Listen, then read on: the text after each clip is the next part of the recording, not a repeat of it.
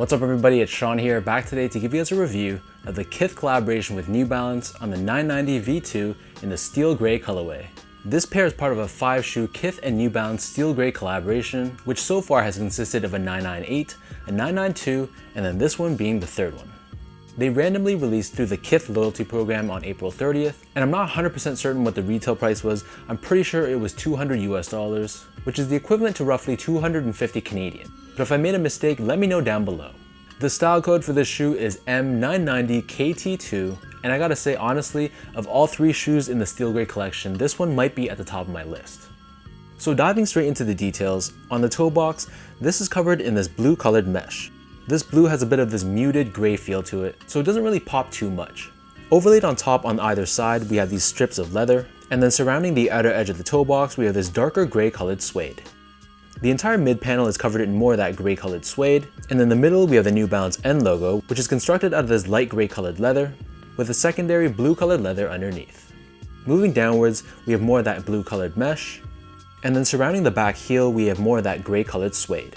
In the middle, we have this oval shaped cutout, which reveals this hit of leather with USA branding embroidered across it, and we have more of that gray leather surrounding the very top of the back heel. Hugging the very bottom of the back heel, we have this dark gray colored TPU heel clip, which gives you added structure and support for the back end of the sneaker.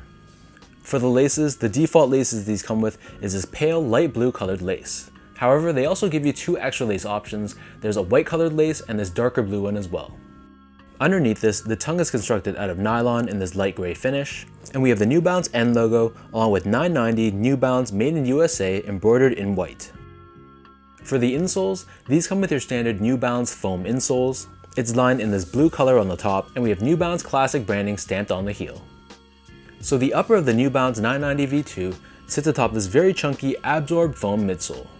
Absorb is one of New Balance's proprietary cushioning technologies, and it's left in this white color on the forefoot, but on the back heel it has this very chunky sculpted finish, and it's done in more of this light beige or gray color. And popping out the back heel, we have this translucent window which reveals the visible Absorb foam.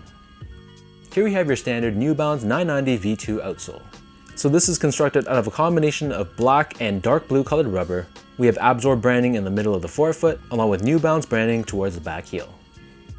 In terms of sizing, so these fit exactly the same as all my other New Balance 990 V2s, so I personally stick true to size. So I'm a true size 10, slightly on the wider side, and I feel like this model is a little bit narrow on the forefoot area. So because my feet are a little bit wider, I opt to stick true to size, but I feel like if you have narrow or normal width feet, you can probably get away with going a half size down. But if you've never worn this model before and you don't want to risk it, or if you have wider feet, then you can definitely stick true to size. So I got these in a size 10, and I also wear a size 10 in other New Balance models like the 997, the 1500, and the 1530. However, I go a half size down for a 9.5 in models like the 998, the 990 V5, the 992, the 993, and the New Balance 550. Moving on to the topic of comfort, so overall these are decently comfortable as far as a retro runner goes. There's a decent amount of cushioning, especially underneath the back heel, but it's not going to be the softest foam out there, but in my opinion, it gives you a good balance between cushioning and support. So personally, I can wear these for many hours in a day without feeling any discomfort, and I like how it strikes that perfect balance so that my feet personally don't feel any fatigue after a long day. Finally, in terms of the overall quality and craftsmanship, first off, the material quality I thought was excellent. This being made in USA, more times than not, the quality of the materials are spot on. So like this one, the suedes especially felt very plush, and to me they felt really nice in hand. However, the craftsmanship was not the best. My pair, I don't know if I just got a bad one, but there were a lot of visible glue stains throughout, especially the areas where the midsole connected to the upper, and I'd say the craftsmanship was definitely worse than other New Balance 990 V2s I have in my collection.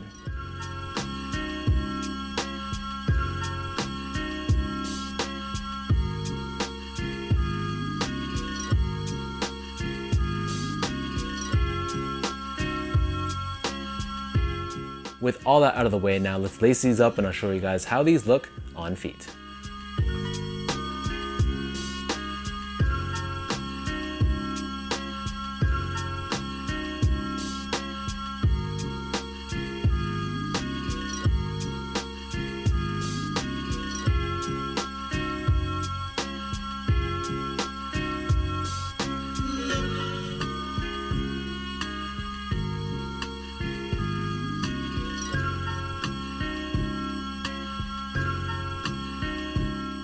All in all, even if you disregard the association with Kith, the colorway on the shoe is just super clean.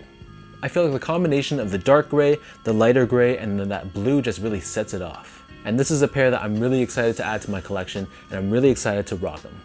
So let me know in the comment section down below what you guys think about this Kith New Balance 990 V2 in the steel gray colorway. For anyone watching, did you guys get that early access to the Kith loyalty program? Or did you pay resale like me? Or were you just not really feeling the look of this pair? If you guys enjoyed this video, be sure to like, comment, and subscribe if you haven't yet. Give me a follow on Instagram at esco8. You can check me out on Twitter at sean.go and visit my website as well at seango.ca. So until next time, thank you so much for tuning in. Hopefully you guys enjoyed this review, and I'll catch you guys all in the next one.